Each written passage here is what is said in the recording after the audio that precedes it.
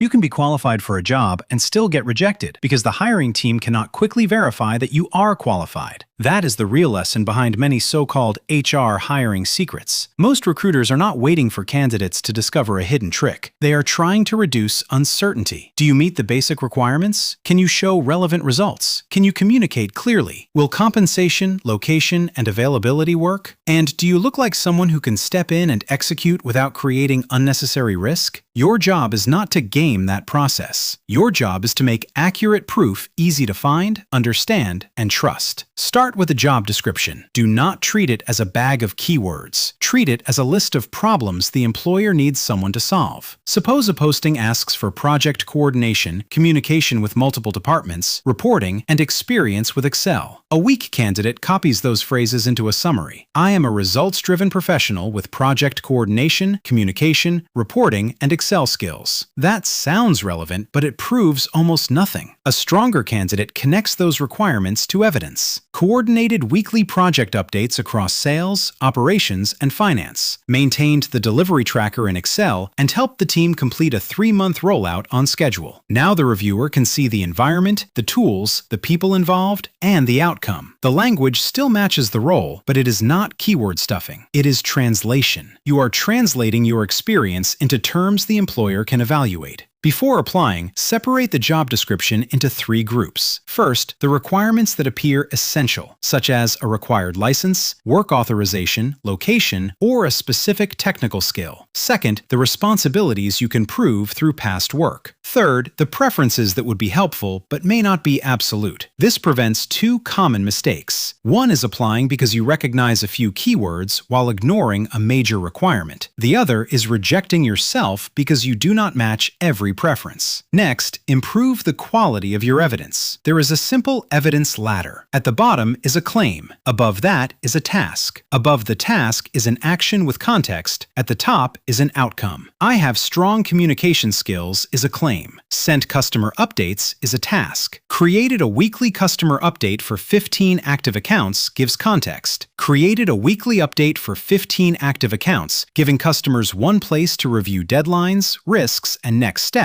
shows why the work mattered. Not every accomplishment needs a dramatic revenue number. Useful evidence can include volume, speed, quality, accuracy, deadlines, complexity, customer experience, or the number of people and projects supported. A receptionist might write, managed a high-volume front desk while coordinating calendars for 4 managers and resolving scheduling conflicts before they affected client meetings. A new graduate might write, led a 5-person class project, divided the research by work stream, combined the findings into one presentation, and delivered the final recommendation by the deadline. A career changer might write, trained 12 new restaurant employees using checklists and live demonstrations, then tracked completion during their first 2 weeks. That last example can support applications involving onboarding, operations, customer service, or team supervision. The industry may change. The underlying skill does not disappear. The National Association of Colleges and Employers describes career readiness through competencies that include communication, critical thinking, leadership, professionalism, teamwork, technology, and career development.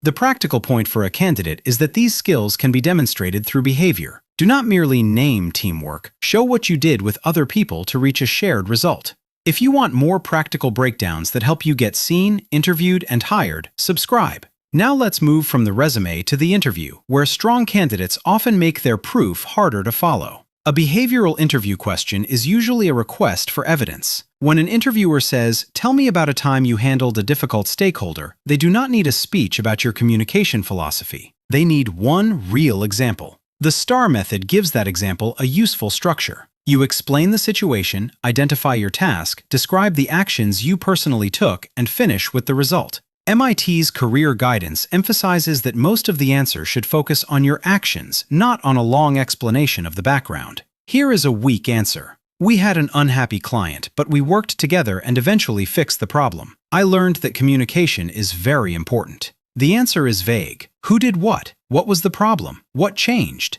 Here is a stronger version. A client was concerned because 2 delivery dates had changed and they were receiving updates from different team members. I was responsible for rebuilding a clear communication process. I reviewed the open items with operations, created one shared status document, and scheduled a short call with the client to confirm priorities and owners. We then sent updates from one point of contact. The client approved the revised timeline and the project continued without another escalation. Notice the balance. The setup is short. The candidate's actions are clear. The result is specific without being exaggerated. Also notice the use of I. You can give credit to the team while still explaining your contribution. Saying we through the entire answer forces the interviewer to guess what you personally did. Prepare 6 or 7 flexible stories before an interview. Choose examples involving a difficult problem, a mistake, a deadline, teamwork, conflict, initiative, and learning something new. One story may answer several different questions, but do not force the same story into every answer. The recruiter screen requires a different kind of clarity. This conversation often checks basic alignment before a longer interview. A recruiter may ask about your background, interest in the role, location, availability, work authorization, and compensation expectations. Candidates sometimes avoid direct answers because they fear being eliminated. That usually creates more uncertainty, not less. For tell me about yourself, use a 3-part answer. State what you do now, name the experience most relevant to this role, and explain why this opportunity is a logical next step. For example, I currently coordinate scheduling and customer communication for a regional service team. Over the past 3 years, I have also taken responsibility for performance reporting and process documentation. I'm now looking for an operations coordinator role where those project and reporting responsibilities are a larger part of the job. That answer is more useful than walking through your entire life or repeating every line of your resume. For practical questions, be honest and concise. My current lease is in Chicago, and I can work on-site there 3 days a week. I would need 4 weeks before starting because of my notice period. I'm targeting the range listed in the posting, depending on the full responsibilities and benefits. These answers do not guarantee agreement. They help both sides identify whether an agreement is possible.